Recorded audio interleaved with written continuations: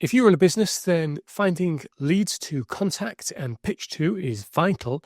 Today, I'm taking a look at Kuration. This is a deal I picked up quite a while ago, but it has temporarily returned to early bird for a very limited time. I'll put an affiliate link down below. And this helps you find leads, but it's got some really cool AI features. You can see I've dipped in and out of this, and it's actually had a bit of a glow up recently. So now this page shows you your projects, and it shows things like the data source.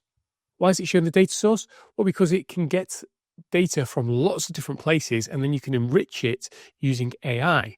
You do that via a credit system.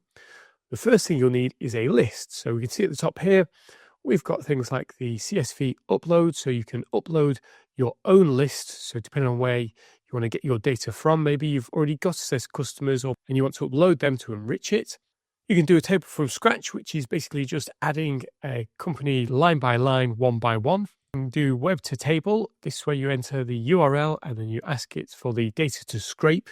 And this is where this differs from other tools I've used, is that you talk to it and kind of tell it what you want, and then it uses AI to figure that out and fetch the data. You can target customers in a specific area. You've got a lookalike company finder. Is that it though? No, it's not, because if I click this button, there's 11 more. Now, I'm not going to go through all these, but you can see them on screen now. There's lots of different options. You can extract things from LinkedIn, from Trustpilot, from Indeed, loads of different options. But let me show you the true power. I'm going to do a Google Maps scrape. So we simply come here. It gives you the cost per result. You tell it the number of businesses you want to find. In this case, it only does multiples of 20. It's going to do the example output down the bottom. So we're going to get the name, address, phone, rating, and website, only if that information is available. And then we click Fetch Details. So it can take a few minutes to run. Of course, that will depend on how many you asked for. I only asked for 20, but if you're going to ask for a large amount, you're going to have to wait a little longer. And once it's completed, this is what you get. We get a table of potential leads. We've got the website where it's possible to find it. We've got phone numbers. We've got the industry, location, the rating, the company name, the address, and the rating count. Now, the first thing I sometimes do, especially when I know exactly where it is and what it is I can go up here and I can hide some of these. So I don't need the industry. I don't need the location.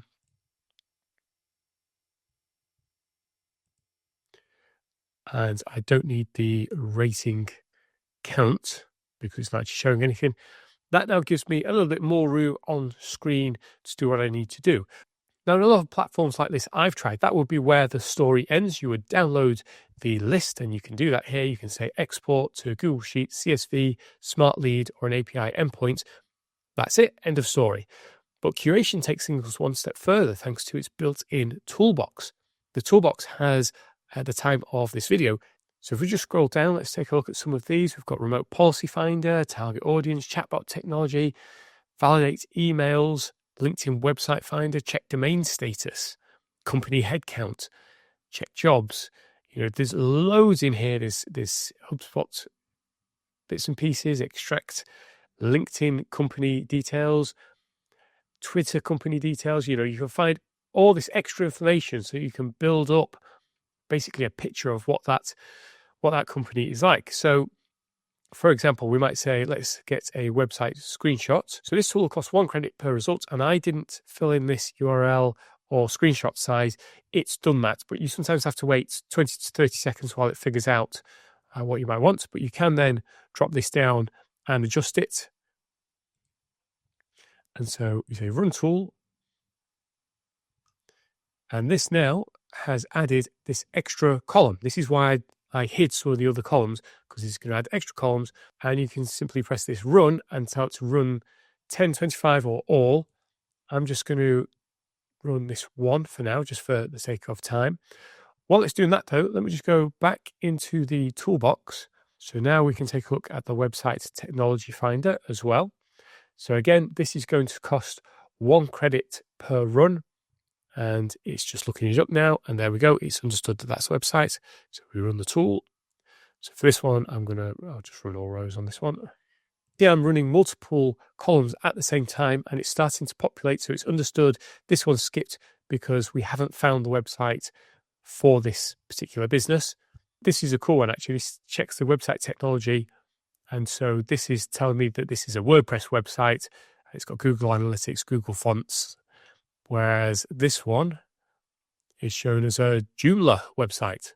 Now, you're not just restricted to the tools in the toolbox. We can add a new data endpoint by simply describing what we want. So, for example, I'm saying analyze the website, and you'll notice I've done an at website to tell it to use that piece of information and come up with 3 vital improvement suggestions that should be made to improve the website. It's a little bit of a strange wording, but there we go. We'll go with that. So this is running now, and we can take a look at some of these results. So we can have a look at this one, for example. Make contact and booking form prominent, improve local SEO. Let's have a look what else it's got. Prominent trust and compliance signals. See, it's looked at the website and it has pulled out suggestions effectively. And what that now means is we can get Kuration to write an email to this customer, and it'll be bespoke to them because we have all this extra information. Again, you just go into the toolbox and describe what you want.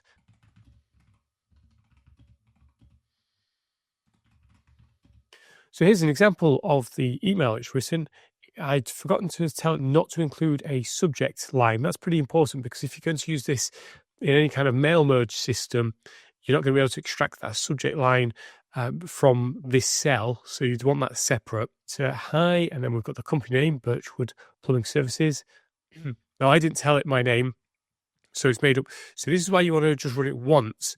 You can test the prompt that you've entered and then adjust it. So I need to take out the subject. I need to tell it who I am from a local website optimization team. So I could tell it the company, offering complimentary website audits to businesses in Liverpool. I had a quick look at, then that's our web address. Wanted to share a few easy wins.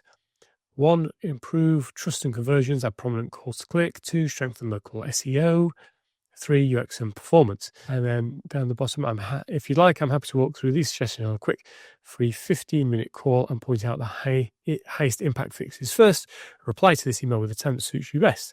This Alex, if you want to see the specific spots I'm thinking of, I can share a short screenshot report before the call. So as a first draft from a very quick prompt I've typed in, that's not bad. It's done what I wanted it to do, which is it's taken the information that we've scraped and extracted, and it has used that to craft a personalized email. So this doesn't look like one of the usual, do you want your website to rank on Google?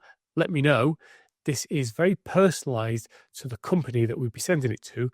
But as you've seen, I've got to do a lot of refinement to this prompt to get it presenting it in the way I want it to, without the subject line, using the name, all that kind of stuff would need to go in here. But that's fine, because what you can then do is come out, click this little button here, say edit. Here's the prompt.